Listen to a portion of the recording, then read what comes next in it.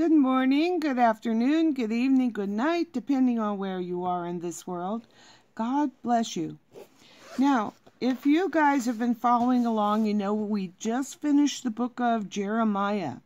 Now, Baruch was one of the helpers to Jeremiah. You remember when Jeremiah was in the prison, that God told him to purchase a piece of land. And Baruch came and he took note of all these transactions, and then he went as Jeremiah told him and went and buried it in a vessel somewhere in the ground for later on. So now we're going to read in the complete Apocrypha a book called Baruch, which is the Baruch of Jeremiah. Now, the opening statement.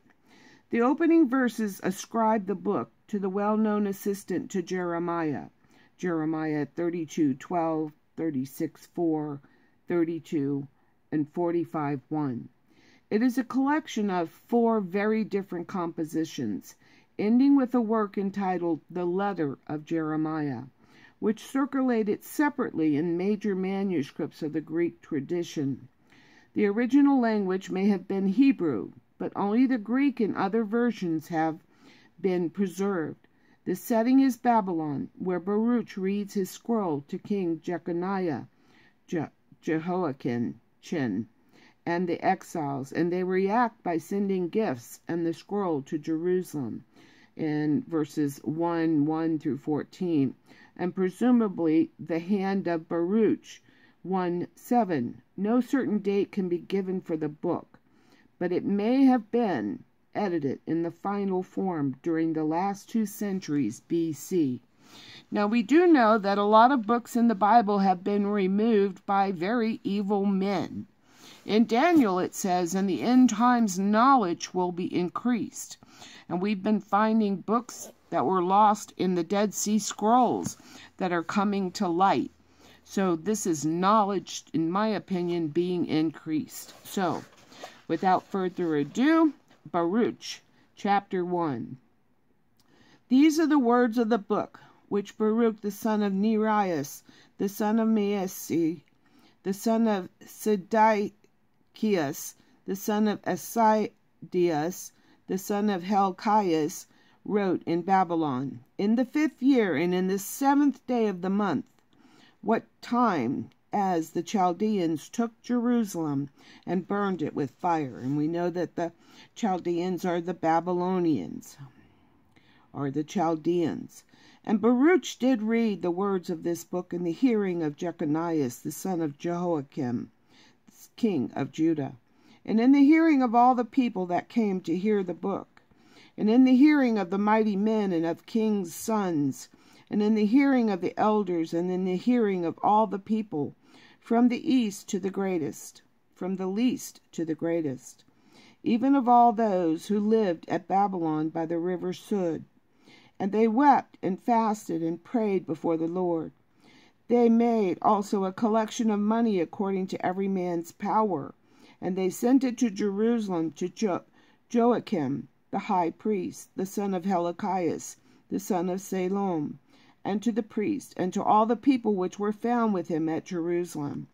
At the same time, when he took the vessels of the house of the Lord, they had been carried out of the temple, to return them into the land of Judah, the 10th day of the month Sivan, namely silver vessels which Zedekiah, the son of Josiah, king of Judah, had made, after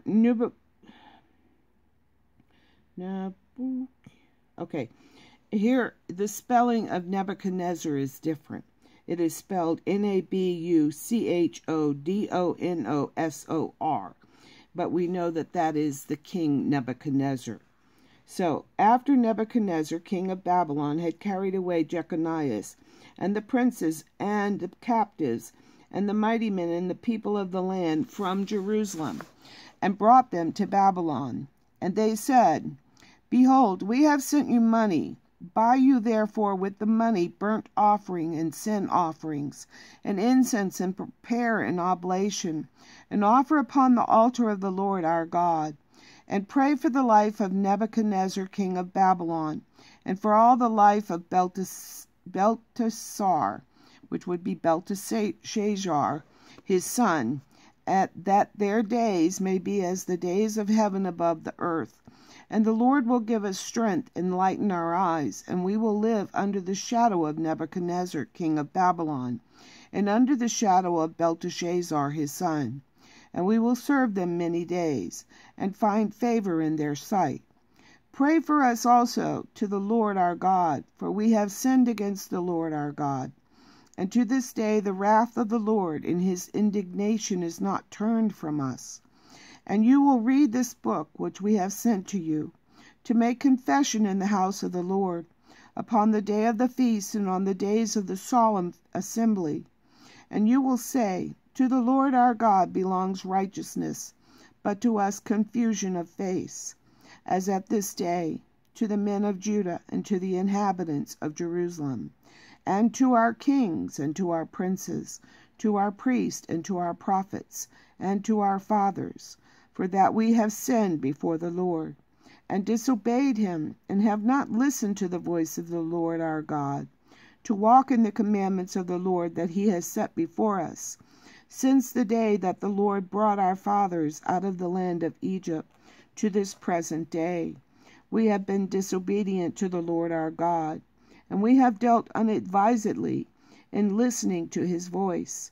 Why the plagues clave to us, and the curse which the Lord commanded Moses his servant to pronounce in the day that he brought our fathers out of the land of Egypt, to give us a land that flows with milk and honey, as at this day.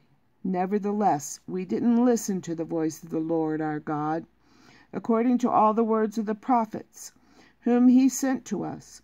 But he walked every man in the imagination of his own wicked heart, to serve strange gods, and to do that which is evil in the sight of the Lord our God. And that's the end of chapter 1. And there's just a few chapters in this book, but I thought it was fitting that we should read this following the book of Jeremiah. Just more learning, more wisdom. And as always, I love you.